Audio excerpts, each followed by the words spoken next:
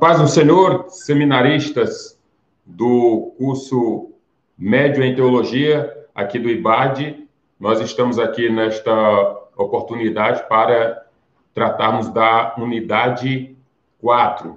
A unidade 4, que é a nossa última unidade deste módulo, e nós queremos aqui, com muita alegria e satisfação, dizer que todos aproveitem bem este módulo, esta unidade, e quero, desde já, deixar minha palavra de gratidão e agradecimento a Deus pela vida de todos os senhores, senhoras e senhoritas que estão comprometidos com este trabalho.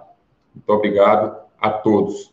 Nós estamos na nossa unidade 4, e na nossa unidade 4 nós vamos estudar ou rever aqui algo relacionado às doutrinas da vida nova. Doutrinas da vida nova é o nosso conteúdo que vamos fazer as abordagens. Aí, dentro das doutrinas da vida nova, nós vamos aqui pontuar sobre a nova vida. Esta nova vida que todos nós cremos que, a partir do momento em que nós nos convertemos, onde Deus, por meio de seu Filho, nos aceitou, nos encontrou, porque nós estávamos perdidos, não foi nós quem o encontramos, porque ele não estava perdido, o perdido éramos nós, e, portanto, dentro desta realidade, nós temos a satisfação de ter o direito desta vida nova. Então, esta vida nova que nós estamos por fazer abordagens nesta oportunidade, esta nova vida, nós vamos trazer aqui algo relacionado à doutrina da regeneração. Doutrina da regeneração com as vertentes aí do catolicismo, dos reformados e também do arminianismo. A doutrina da regeneração nessas vertentes. Mas nós também precisamos falar da ressurreição de Cristo. Jesus Cristo morreu e ressuscitou. Esta ressurreição de Cristo deu-nos o direito de também um dia ressuscitarmos juntamente com ele, porque Paulo diz, se nós pregamos e acreditamos na ressurreição, se ele ressuscitou, nós também ressuscitaremos juntamente com ele. Então, nos últimos 2 séculos, e especialmente a partir das primeiras décadas do século XX, surgiram teólogos como Rudolf Bultmann, Gesa Vermes e Bart Ehrman, que argumentavam que Jesus não ressuscitou totalmente. Este aqui é um ponto da teologia liberal, um ponto do liberalismo teológico, onde aponta e apontou aí para a existência do Jesus histórico e a desconstrução do Cristo da fé. O Cristo da fé apenas como produto do misticismo, produto como se fosse um mito na realidade. E, na realidade, esta proposta da teologia liberal, desconstruindo, dizia e apontava, Rudolf Bultmann e também outros, apontando para a historicidade de Jesus, ou seja, desvinculava o Cristo da fé, esse Cristo da fé para a teologia liberal e também na proposta de Bultmann, esse Cristo da fé, ele não existe. Isso é apenas um produto da cabeça das pessoas.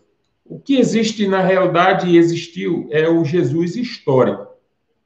Mas, se a gente observar o texto de Mateus, capítulo 16, e versículo 13, quando Jesus diz assim, quem dizem os homens ser o filho do homem? E eles falam assim, uns dizem que tu és o Jeremias, outros que tu és Elias, outros que tu és João o Batista, e outros, tu és um dos profetas. Isto era aquilo que eles estavam pontuando. E Jesus olha para os discípulos e pergunta novamente, e vós? Quem dizem vós ser o filho do homem? Então, Pedro, naquele momento, ele diz, tu és o Cristo, o Filho do Deus vivo. Então, Jesus pergunta a respeito da esfera humana, terrena, que dizem os homens ser o filho do homem. Então, Jesus, como filho do homem, era comparavelmente a Elias, a Jeremias, a João o Batista e também a qualquer outro profeta. Como homem, ele era comparável na sua humanidade. Mas quando Pedro diz quem tu és, o Cristo, ele estava dizendo, tu és o Filho do Deus vivo e não apenas um Jesus humano. Agora, Pedro estava afirmando a divindade do Filho, quando diz, tu és o Cristo, o Filho do Deus vivo. A partir de então, Jesus diz para ele, bem-aventurado és tu, Bar-Jonas, que não foi carne e nem sangue que tu revelou, mas unicamente meu Pai que estás nos céus.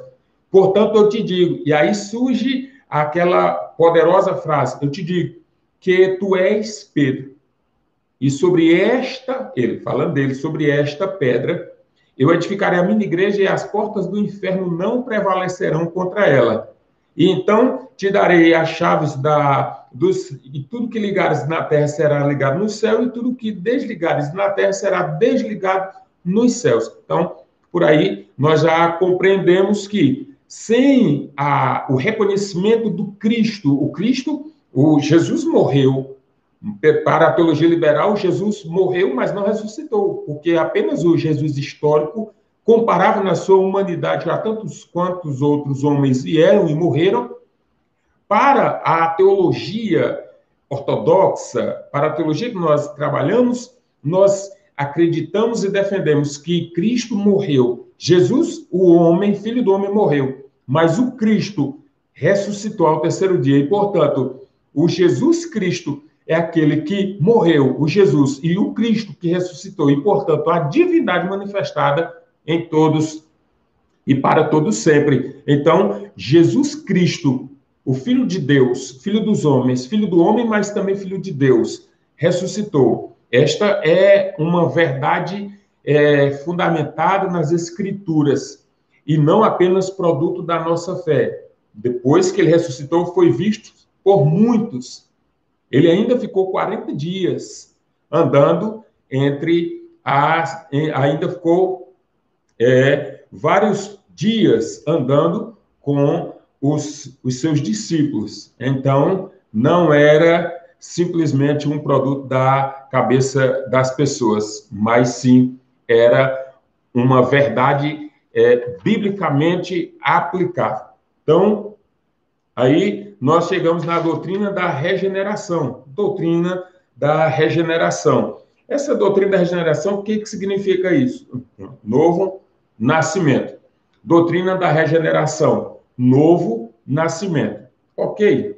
Dentro deste novo nascimento, é o termo teológico para expressar uma ideia repetida frequentemente no Novo Testamento, a de que através da morte e ressurreição de Cristo, então a regeneração só é possível a partir daí, e pela ação vivificante do Espírito Santo. Morremos para a nossa velha vida e tornamos-nos novas criaturas. Então, o catolicismo trabalha na seguinte ideia, na seguinte vertente, para o catolicismo. A regeneração, ela é batismal, ou seja, quando a pessoa batiza, então, aí ela passa, naquele momento, para a regeneração ser evidenciada nela por meio do batismo. Ensina que essa regeneração, isto é, nós nascemos de novo através do batismo.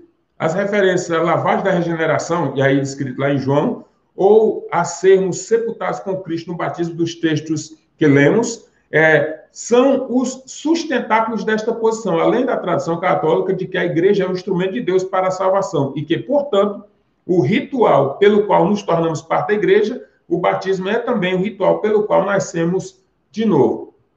Essa concepção católica de que é necessário a regeneração, ela é uma prática, ela é uma realidade.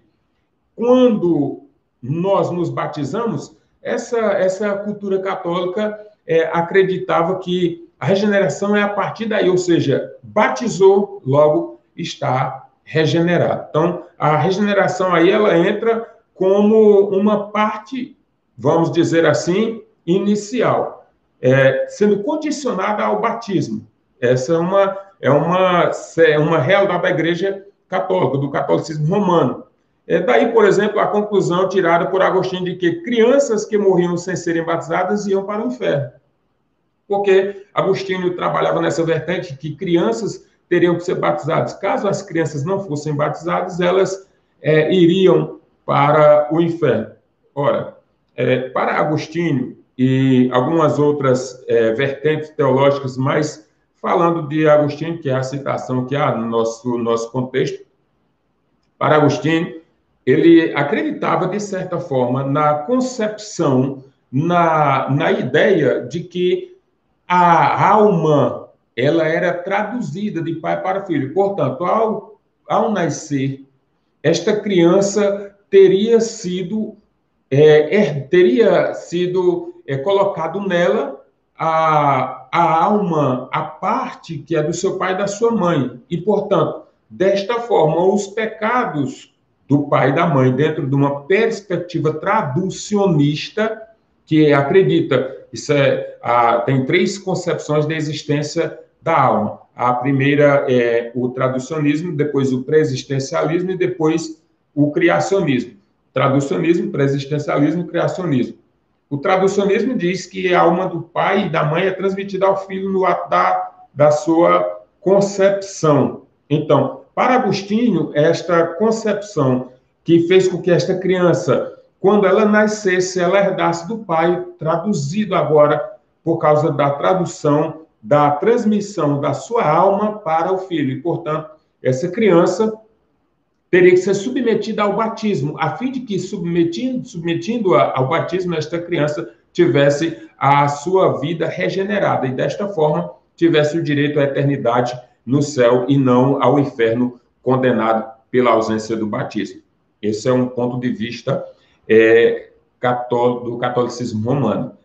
As igrejas reformadas seguem Calvino em ensinar que a regeneração é a ação culminante da igreja da graça irresistível. Então, a regeneração na proposta calvinista aponta para uma ação resultante da graça irresistível. Uma ação resultante da graça irresistível. O que significa dizer que a regeneração precede a fé. A regeneração precede a fé. E a regeneração vem antes do crer. Por que ela vem antes do crer? Porque ela é produto da graça irresistível. Esta graça irresistível resulta no indivíduo a regeneração, porque ele não pode resisti-la. Ele não pode dizer, eu não quero ser regenerado. Então, logo, pela graça irresistível, segundo os decretos divinos, ele é alcançado e depois ele passa a crer. Primeira regeneração. A diferença é esta. Para os reformados, dentro de uma proposta calvinista, a regeneração precede a fé.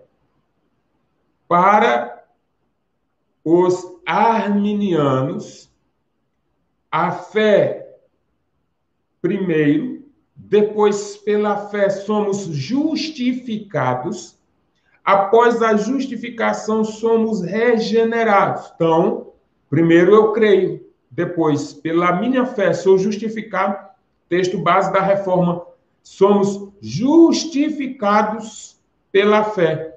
A fé é aquilo que é a ação que nos permite a justificação. Primeiro eu creio e depois que eu criei, eu sou justificado. E após a justificação que vem a regeneração. Isto nós chamamos de graça preveniente. Dentro do calvinismo, a graça irresistível precede a fé quando da regeneração. Primeiro regeneração, depois a crença. No arminianismo, a graça é preveniente, a fé vem primeiro e depois a justificação, para depois a regeneração, para depois a obra conhecida e chamada de novo nascimento. São esses os 3 pontos que nós temos aqui da nossa teologia, dentro destas diferenças do capítulo ainda. Tratando-se da santificação, nós temos três vertentes, 3 tipos, ou, por assim dizer, 3 partes da santificação. São 3 passos. O primeiro é a santificação inicial. Gostaria aqui de abrir um parêntese e dizer que, dentro da proposta de John Wesley, ele acreditava que a santificação era algo instantâneo. Bum, aconteceu. Agora, a conversão e logo a santificação por completo. A nossa teologia diverge um pouco destas questões relacionadas a essa perspectiva de santificação de John Wesley, que é necessário que se observe estes detalhes. A santificação, aqui nós vamos apresentá-la em 3 passos. A primeira é a parte inicial. Aqui a gente chama também de posicional. Isso aqui é evidenciado pela transformação do caráter em relação à questão moral. Ou seja, todos os comportamentos que o indivíduo outrora tinha, ele, ao converter-se, ao passar pelo processo de fé, ele creu, pela sua fé foi justificado, pela sua justificação agora, novo nascimento, e esse novo nascimento gera nele santificação. Esta santificação, no primeiro passo, é a mudança de comportamento, a questão moral evidenciada pela vida prática da sua santificação, no processo inicial. No primeiro passo, as questões morais. No segundo passo, que é a parte progressiva, Deus, primeiro, o sujeito pela conversão. Depois, no primeiro passo da santificação, ele começa a mudar o seu comportamento. No segundo, que é a parte progressiva, a segunda etapa, que chama de progressiva, Deus nos torna paulatinamente cada vez mais santo, retratado como um processo de recriação interior, crucificação do nosso caráter e mortificação dos nossos desejos carnais. Isso significa que aqui, neste momento, não só a minha conduta moral já foi transformada, já foi moldada, mas também como a minha prática de vida, também a minha prática interior, a minha concepção de que realmente eu nasci novo. Agora, eu não faço mais o que fazia porque tenho consciência plena de que é necessário agora a manifestação desse Cristo que foi crucificado e ressuscitou, está vivo dentro de mim. E isto faz com que a mortificação da carne seja uma realidade e os desejos carnais não sejam praticados ou não sejam explorados ou vivenciados. E o terceiro passo da santificação que nós temos aí é a parte final, a referência bíblica de João, primeira epístola de João, capítulo 3, versículos do 2 ao 5, vai nos apresentar de forma bem clara sobre essa questão que nós estamos falando. Eu gostaria de fazer essa leitura que diz assim: amados, agora somos filhos de Deus e ainda não é manifestado o que havemos de ser. Então, são passos. Mas sabemos que quando ele se manifestar, seremos semelhantes a ele. Porque assim como o veremos. E qualquer que nele tenha esta esperança, purifica-se a si mesmo, como também ele é puro. Qualquer que comete pecado, também comete iniquidade. Porque o pecado é iniquidade. E bem sabeis que ele se manifestou para tirar os nossos pecados, e nele não há pecado. Mas observemos a parte inicial do texto que lemos. E ainda não é manifestado o que havemos de ser. Então, João já estava no processo, mas ele claramente diz, ainda não é manifestado o que havemos de ser. Ou seja, essa parte final daí da santificação. Essa parte final da santificação. Aqui já no capítulo 2, em relação à conversão, nós temos o que chamamos de Ordo Salutis. Que significa isso, pastor? É a ordem da salvação. Ordem Salutis, a ordem da salvação. O centro da Ordem Salutis no catolicismo é o batismo. Por que o batismo? Porque existem duas formas de observação do batismo. Primeiro, o batismo como resultado de uma fé fiducial. E o batismo como resultado de uma fé mais produto da razão.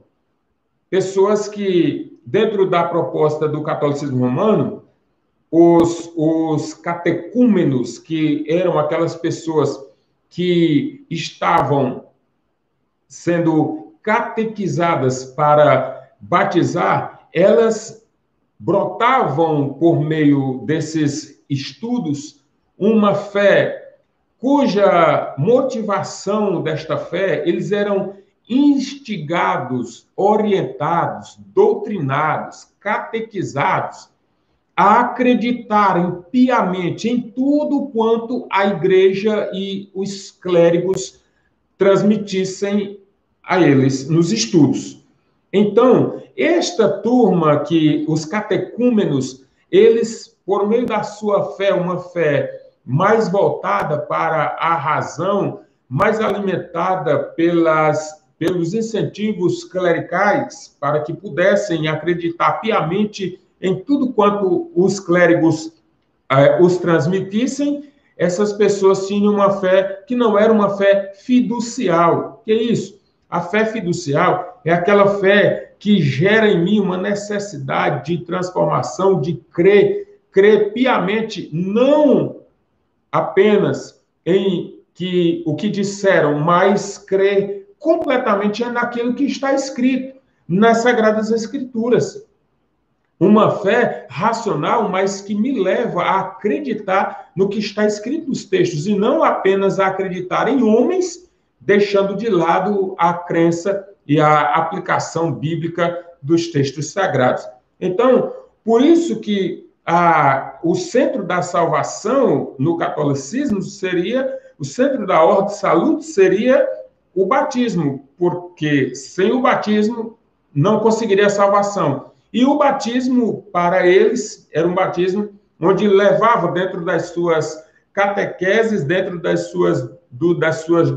seus doutrinamentos em si em relação ao povo, levando-os a acreditar na igreja 100%, como infalível, como pura, como verdadeira, em detrimento das outras, e observando principalmente que a Igreja Católica Apostólica Romana como sendo superior às Escrituras, porque isso já previa o catolicismo romano.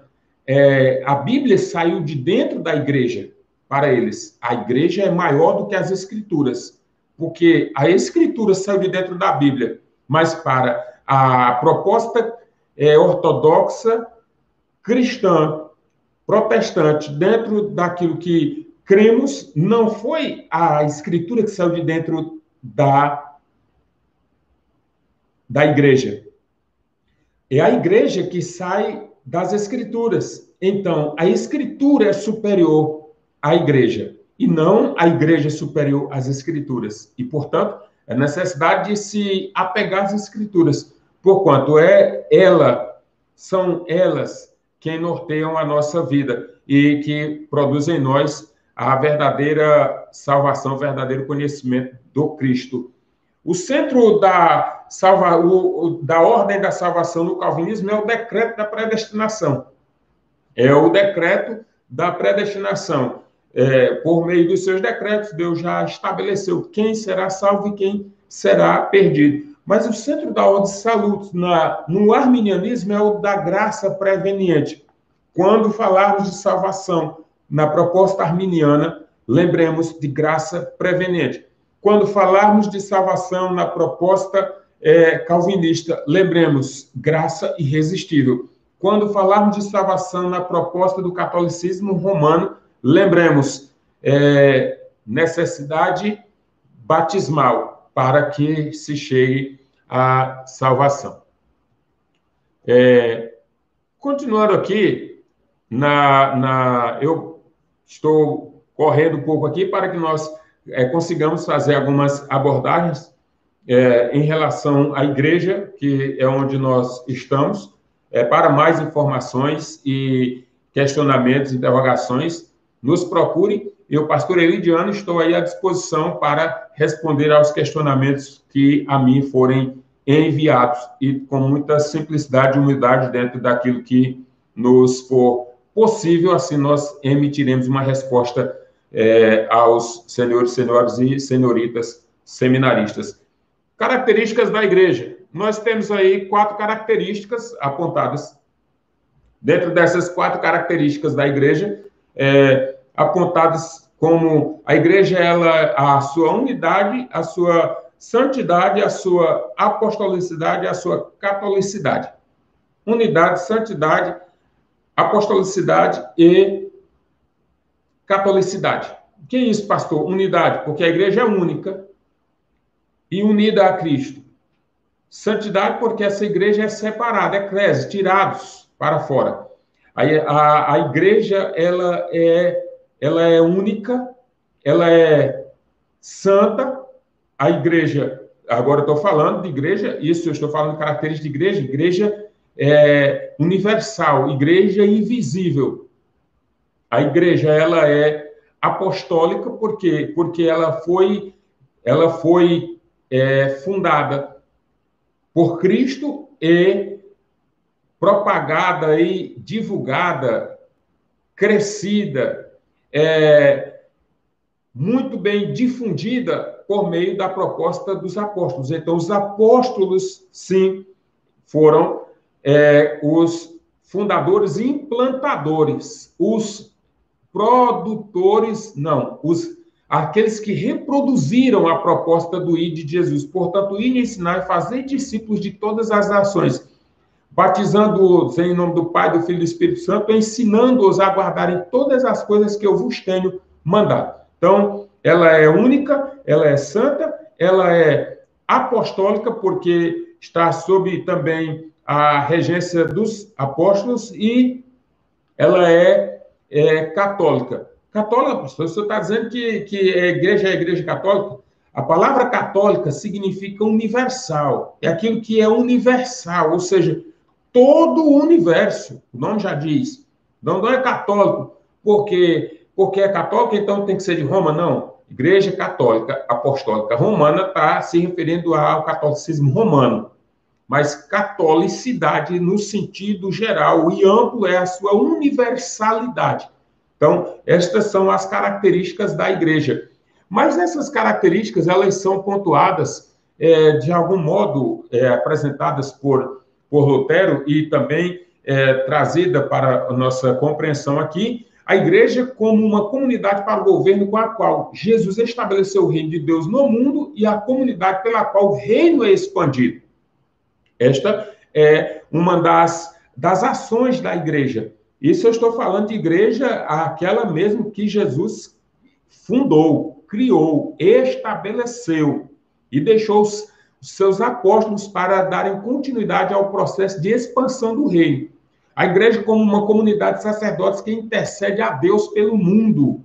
Essa igreja como uma comunidade de sacerdotes, aquela que Pedro fala, vós sois geração eleita, nação santa, sacerdócio real, povo escolhido e adquirido por Deus. Então, esta igreja, você e eu, somos parte dela, todos aqueles que são nascidos de novo, que são portadores dessa mensagem de boas novas, são pessoas regeneradas no processo de santificação, que já foram justificadas e conservam a sua fé puramente na esperança da volta de Jesus, e estão aqui na Terra fazendo o ID, cumprindo as determinações e orientações do Mestre Jesus. Esses são a igreja. A igreja como uma comunidade centrada na pessoa de Jesus Cristo, encabeçada e dirigida por ele, porque Cristo é o cabeça da igreja. Cristo é o cabeça da igreja. Já na doutrina dos sacramentos, a igreja, nós temos, voltando aqui ainda no capítulo 3, igreja nós temos aí, quando falamos de igreja, nós temos dois tipos, e precisamos separar isso aqui. Dois tipos. Igreja instituição. Eu tenho a igreja enquanto instituição e eu tenho a igreja enquanto eleita. Eu tenho a igreja organismo e a igreja organização. Então, quem fala mal da igreja organização, quem fala mal da igreja organização, se essa organização existe, é porque existem organismos que a compõem. Então, a igreja, ela é organização. E aí eu estou falando de igreja local. Mas a igreja, ela é organismo. Eu estou falando de igreja universal. Universal no sentido da sua universalidade, da sua abrangência. Estou falando universal no sentido da sua, do seu tamanho, de todo o seu alcance. Então, esta igreja, ela é composta de pessoas de várias partes do mundo, de várias partes de instituições e igrejas locais, que formam esse todo que nós chamamos de igreja, aquela que será a igreja arrebatada, quando do arrebatamento acontecer na pessoa de Jesus Cristo, promovendo assim o cumprimento das Escrituras em relação a nós, em relação às Sagradas Escrituras, em relação ao povo de Deus escolhido. Dentro da doutrina dos sacramentos, capítulo 4, nós temos aí dois, o batismo e a ceia do Senhor. Nós temos o batismo e a ceia do Senhor. O batismo de crianças, eu pontuei no capítulo 2, qual era a razão para que isso acontecesse. O batismo, ele é uma ordenança e nós, enquanto igreja, cumprimos essas duas ordenanças, o batismo e a ceia do Senhor.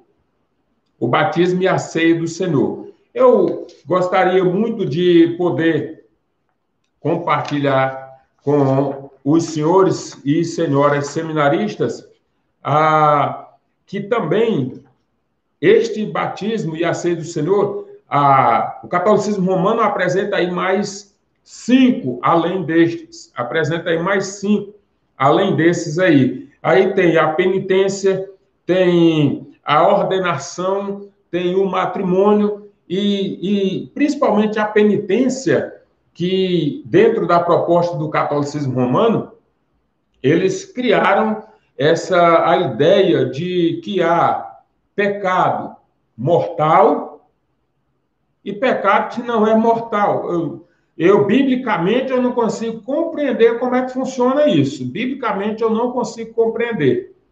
Essa separação de pecados e pecados. Dentro dos sacramentos do catolicismo romano, existe a penitência. Essa penitência é algo que é colocado para que seja cumprido quando a pessoa praticou um pecado mortal. Então, eles criaram 2 tipos de pecado: o pecado que mata e o pecado que não mata.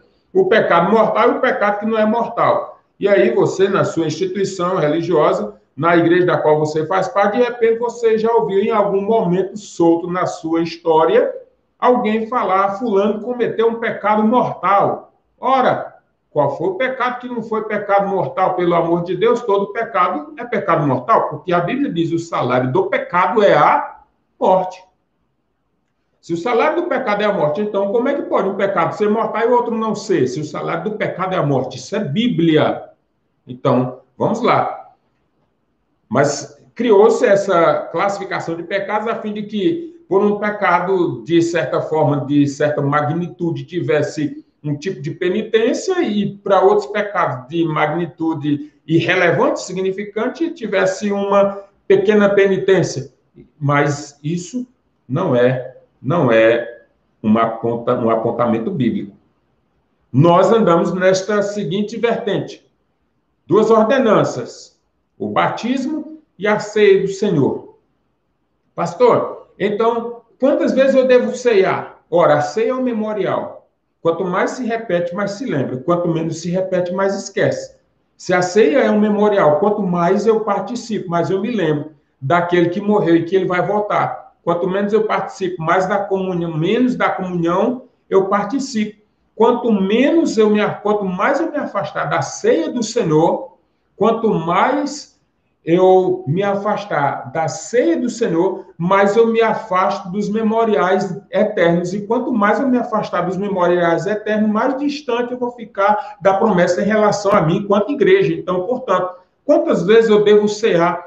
Todas as vezes que tiver a oportunidade de cear, assim o faça. Por quê? Porque isso é um memorial. E todas as vezes que nós participamos da ceia do Senhor, nos lembramos que ele vai voltar para buscar a sua igreja, e nos lembramos que somos e continuamos igreja do Senhor. Então, os dois sacramentos as duas ordenanças são estas aí. E para concluir, chegando aqui na escatologia, em relação a capítulo 5, nós temos aí três escolas de interpretação escatológica, que eu já falei isso na disciplina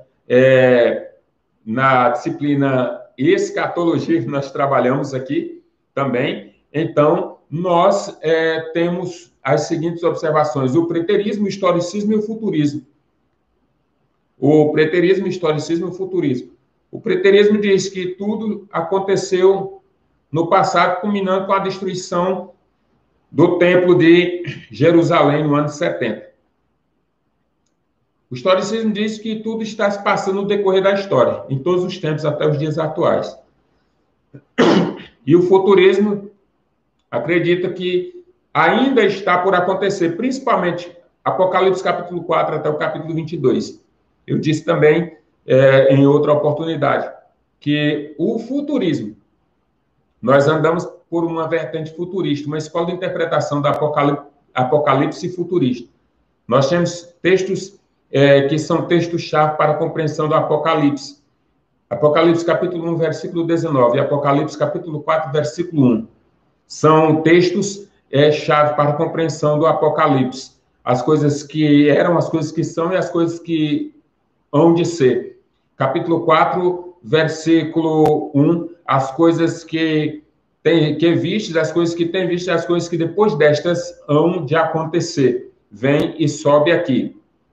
Então, nós acreditamos desta forma.